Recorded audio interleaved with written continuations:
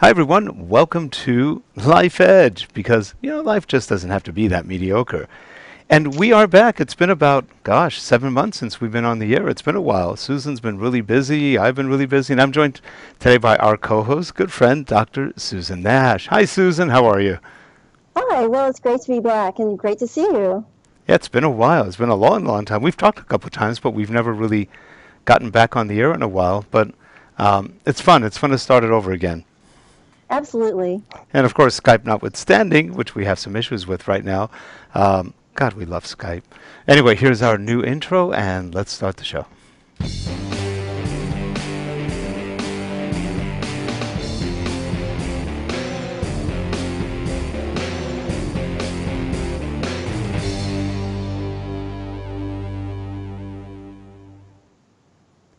And we are back. And Susan, we've got a great guest today. Somebody who's on that leading edge of technology.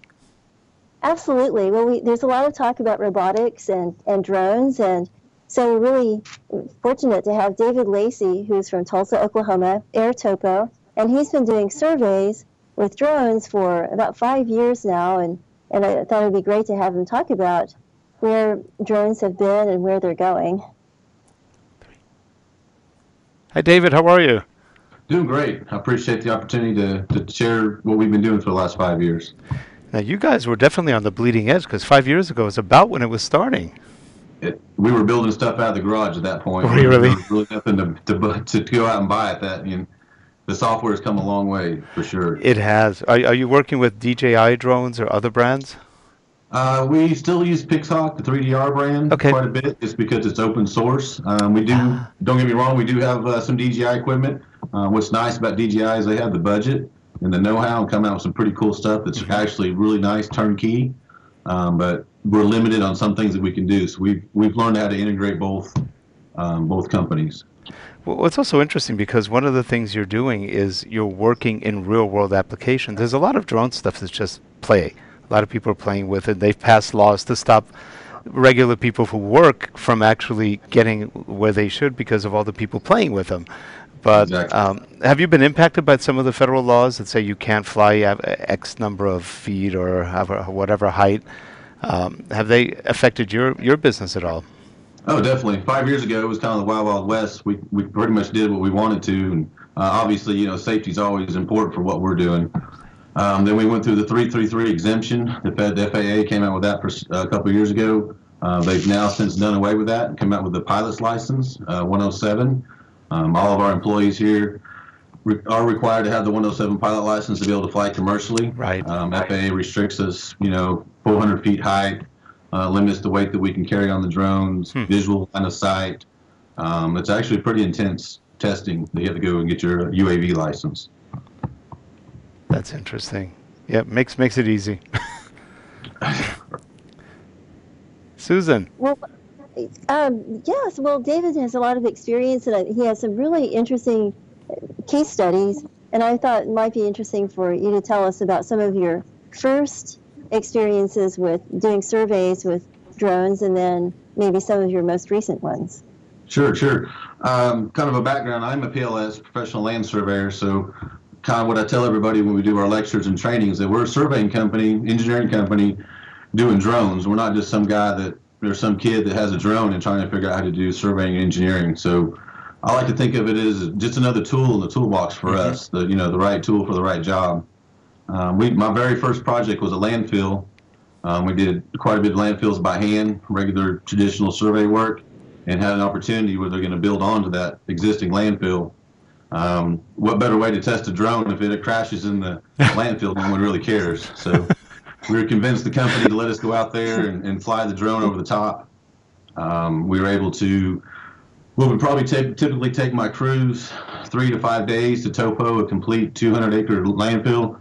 We were able to do it in about a half a day. Wow. What was really nice is that we had some previous data done by hand, traditional surveying work. So we were actually able to compare traditional survey work with the drone work.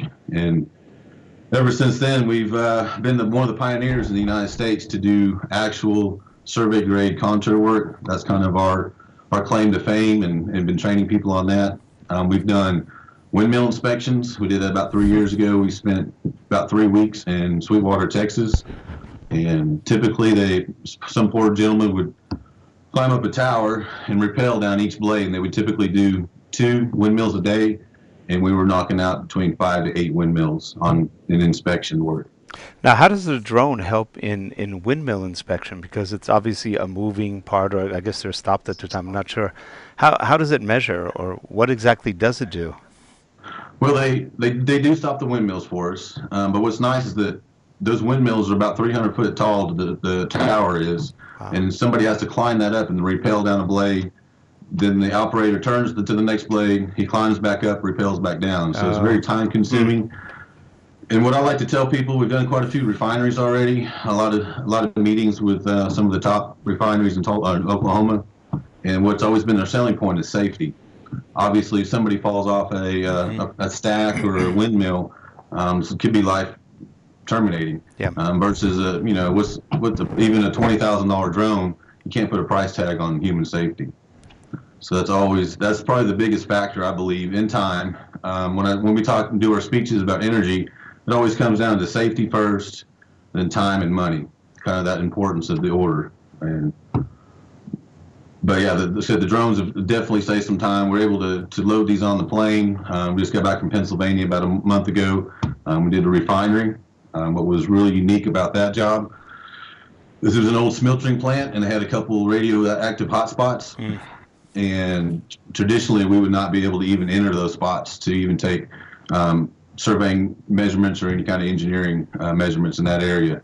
With the drone, I'm actually able to fly over the top, and we were actually topography and the ortho imagery, which we're getting to about a half-inch accuracies on our orthos. So great for either preliminary or rough design work. That's funny. I was going to ask you about the accuracy. How close? It sounds very close at half-inch. We've been doing really well. Topography in wooded areas, we get anywhere between about 1500s plus or minus on our vertical accuracies.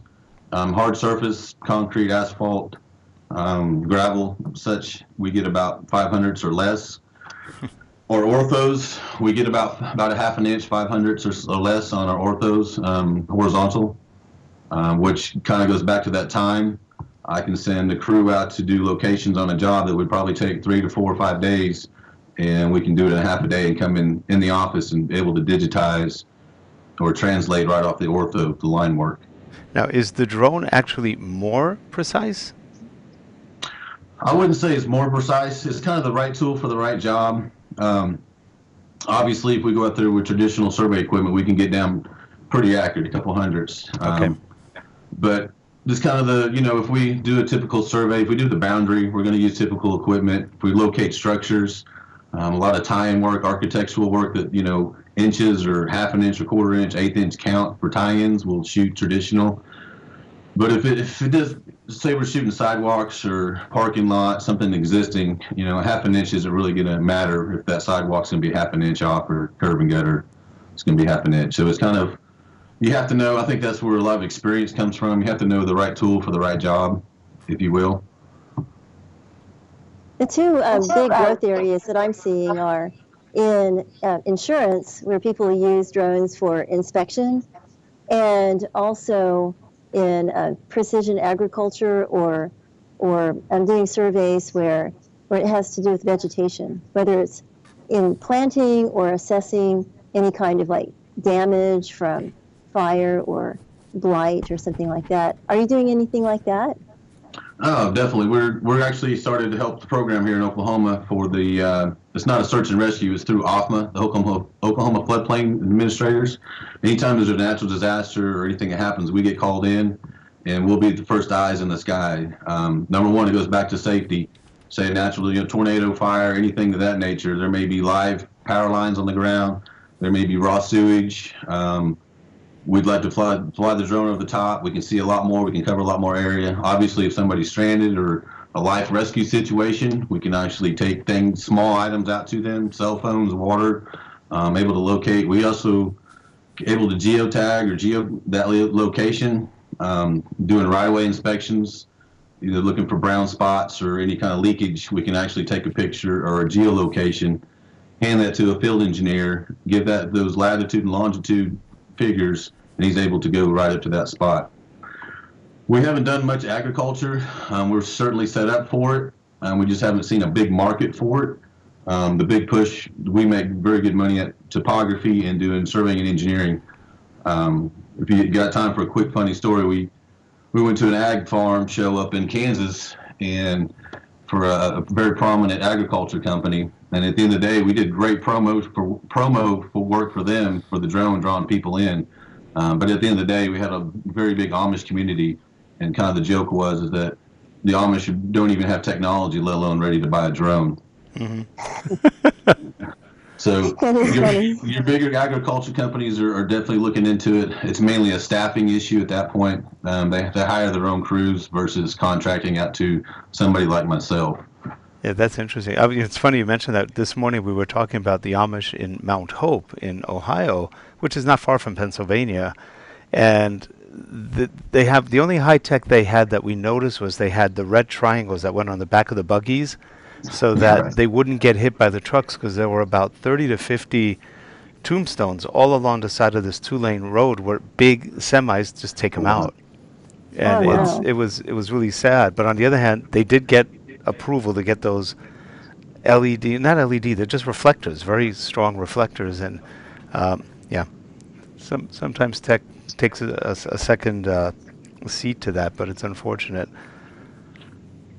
Oh, definitely. But yeah, the drones they're coming a long way. Inspections, we do thermal inspections.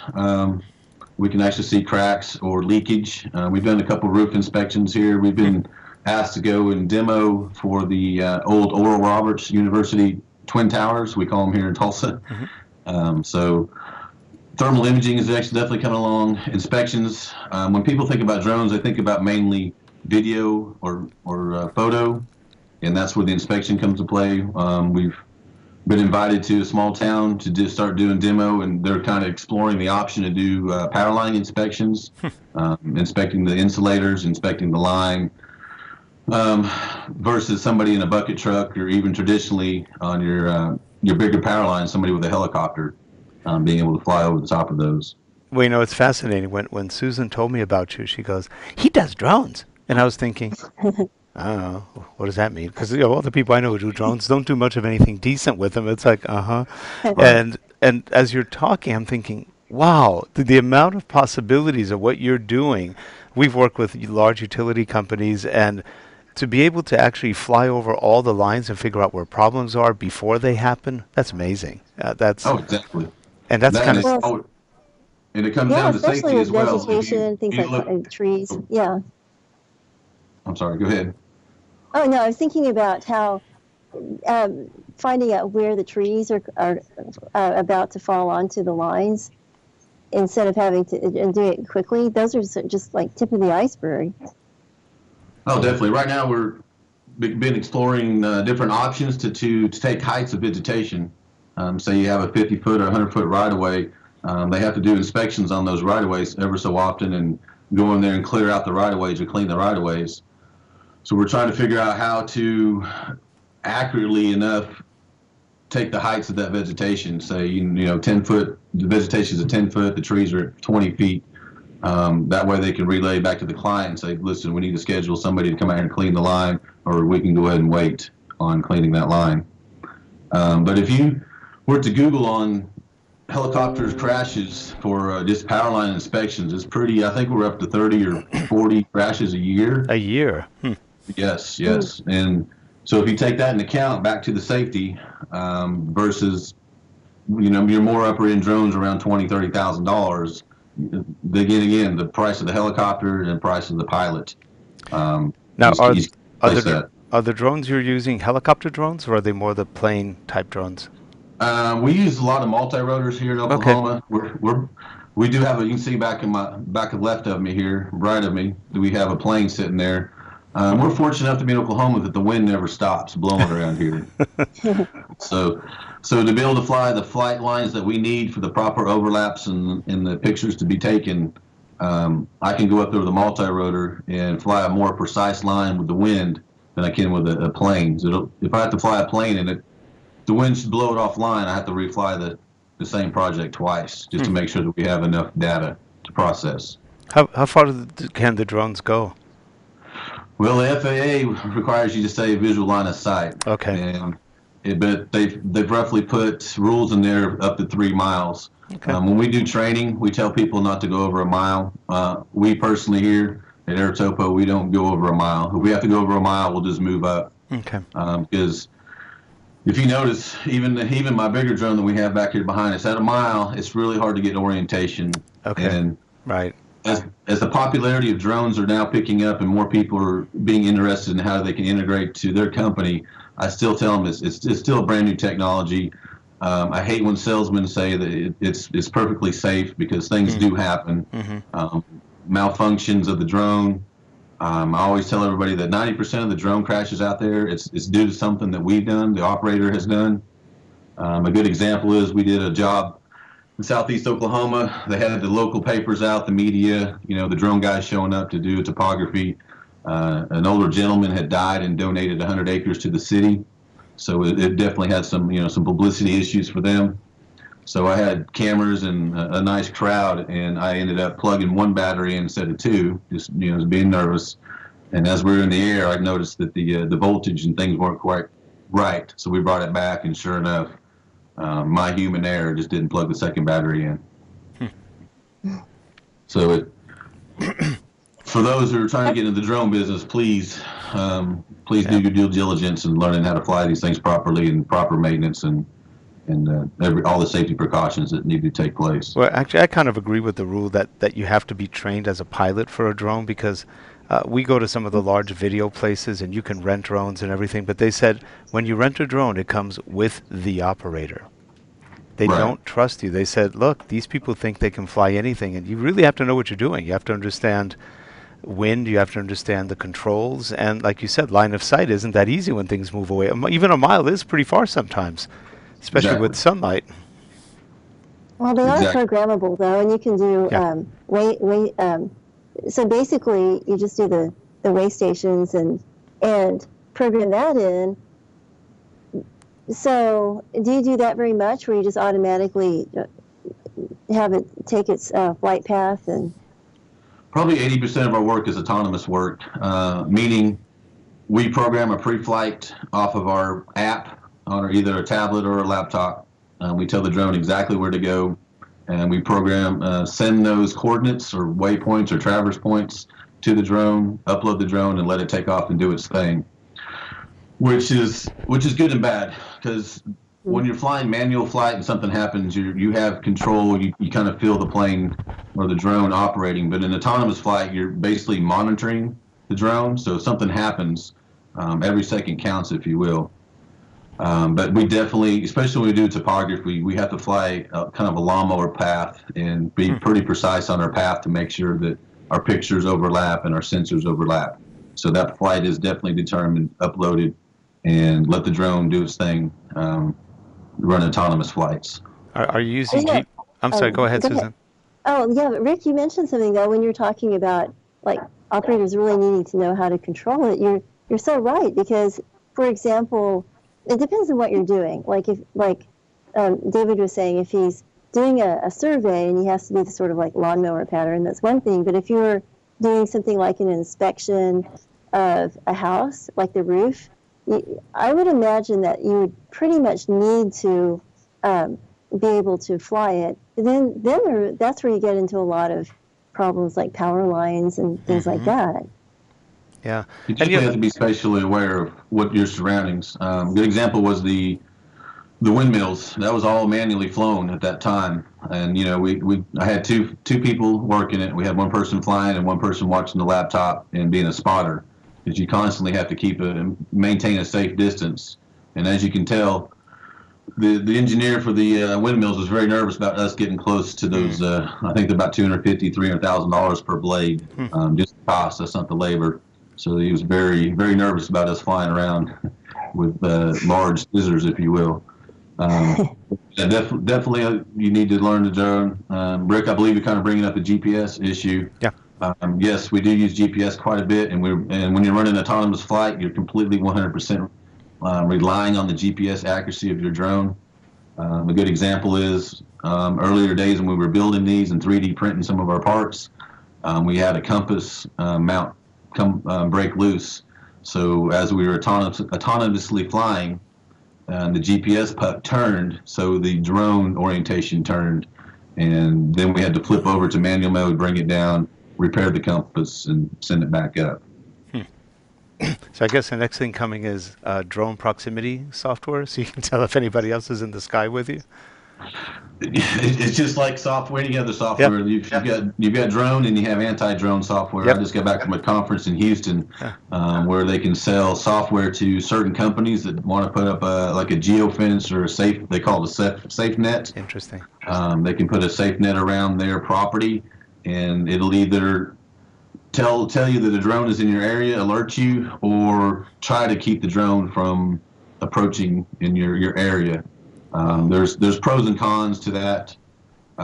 It sounds really good, but there's so many different programs and softwares and brains out there that and did 100 different ways to set these up that you cannot completely keep 100% all drones out of your area. Right. How do you see the system? I guess the drone industry. I imagine it's growing. At first, everybody said it was being saturated, but I think that's more in the consumer arena. But in the professional arena, like things that you guys are doing, it sounds like you're just starting to touch, like you said, that iceberg. There's a whole mess of other possibilities. Definitely, and what's unfortunate about the professional industry that we're always nervous about new technology, and we do have our professional seal on the line at all times. So when I started out 5 years ago, we kind of made a joke as the new witchcraft of the industry. I was fortunate enough to start on total stations to the first GPS RTKs, and when the first GPS came about, it took a good couple years for the whole industry to accept the accuracies of the equipment, and that's kind of what we're seeing with the drones. Probably the last year, maybe 2 years, as I was saying earlier, the industry is really starting to take notice. A lot, especially your bigger companies that have bigger budgets, are trying to incorporate drones into the industry. So my guess in the next 5 years, it's just going to be another tool, and everybody's going to be warm and fuzzy about it, if you will. Neat. You left Susan speechless. This is unusual. I am totally speechless. It does. It totally brings to mind so many possibilities, and I agree that it's just really getting started in terms of applications for practical use. And for example, just even things like landscaping. Let's say that you have a landscaping company and you want to propose different kinds of designs. You can just run a drone, do a 3D image, and then with different software, propose different types of plantings and things. And so it's much more accurate, similar to like if you're remodeling your house and you go to Sherwin-Williams, upload a photograph and change the color of your walls. And I was just wondering, David, how do you think that we're going to be able to get around the demand for images in populated areas? That's going to be a big concern in the future because, privacy, and I like to tell people drones are a four-letter word for the public that's not very educated. What I tell people when we talk is that I have a purpose to be there. I have permission. I'm getting paid. We've gone over all the meetings and safety procedures. Unfortunately, it's the hobby people that probably put more of a damper on it than professional people for privacy issues, public issues, and whatnot. I believe as a professional, and I would like to say that 95% of us do it correctly. And like I said, we do have a purpose and a reason to be there other than us just going out randomly flying something just for fun. I very rarely just go map or fly something for fun because that's just another opportunity for something to go wrong for to miss out on something, a working or payable job. How do you go from being a hobbyist to doing something professionally and being really professional? Honestly, I haven't even touched a drone until I saw money involved in it. And so I never was a hobbyist. I do help support the local hobbyist people around here. I tell people all the time that the hobbyist people are the ones pushing the technology for better batteries, better hardware, better software. Those guys are always pushing and challenging, doing some crazy things that make things possible on the professional end. Kind of going back to the applications, you're talking about landscape. It was a while back we went to Boston to the MIT meeting, and IKEA was there, one of the guest speakers, and they're taking the same technology that we're using and setting up large photo booth studios, taking pictures of all their furniture. So now you have a real 3D model. You're able to take pictures. And I don't think it's quite there yet. They're working on it, but you're able to go in and take several pictures of your living room or dining room or whatever you're wanting to remodel, upload that, gives you a real-time model. Then you're able to grab and drop real 3D model objects into your room to design your room the first time, or real-time designing. So I like that. The same technology that we're using it's just possibilities are endless. I've got a colleague over in Boston as well. Google is entertaining the thought of using the drones to go around the national monuments. Say we have a natural disaster or something should happen to, say, the Lincoln Memorial. If we had an accurate 3D model of that Lincoln Memorial archived, if something should happen to any kind of monument, we're able to replicate that model or that monument and be able to put it back to where it was. Yeah, that's pretty Oh, that's a interesting. good idea. Yeah. That is interesting. Well, we are almost at the end of our time. David, this show is called Life Edge, and Susan's going to ask you a question, which is why the show is named Life Edge. So go ahead, Susan. Okay, David, what do you think in your life has given you an edge? Well, we should have prepared this speech or question a long time ago, but what has prepared me Sorry for... about that. No, you're fine. My edge, I believe my family, just the motivation and drive. I like the technology. I'm a firm believer that education is power. You can take everything away, your money, your goods, and whatnot, but you can't take away your education, your knowledge. So I'm always trying to learn new and different things all the time. That's great. So I believe great. education and family are probably my edge, life edge. That's great. Wonderful. Well, we really appreciate you coming on today, talking about your business, what you do, and really opening, I think you're opening not just our eyes, but a lot of eyes out there as to some of the real functionality and use of drones. I never even imagined half of that. I should have known better, actually, but I just keep seeing the same people doing drones, so I never saw anybody professional doing it, other than sometimes they'll do it professionally for video shoots and things like that. And they're good. They're careful, but it's a different kind of technology to what you're doing, which really comes, like you said, in landscaping and surveying, engineering. It's just very different. I found it really interesting to learn that, so appreciate that. No, I appreciate the opportunity, guys. Anytime that I can help promote the drone industry, to give it a better name, I'm always available. That sounds good. That's great. Thank you. Right away. Well, thank you for coming on. How can people get a hold of you and your company? Airtopo.com, AIRTOPO.com. A lot of our good examples are on my Facebook page, Airtopo, as well. You can shoot me an email, pls4air@gmail.com. Okay. And we started another website called verticalinspections.com. There's people to go check that out. That's great. Nice. Well, good. A pleasure having you on. We'll put that in the show notes as well, so people can get a hold of you and go to the website. And again, if you're watching the show, please go to the website, find out what he's done. I think it's pretty fascinating, and it's probably something that will affect your business in the future. Susan, as always, a pleasure having you here, and we'll be back in a couple weeks with another show. Thank you. It's been great. Bye, everyone. Thanks a lot. Thank you. Thanks.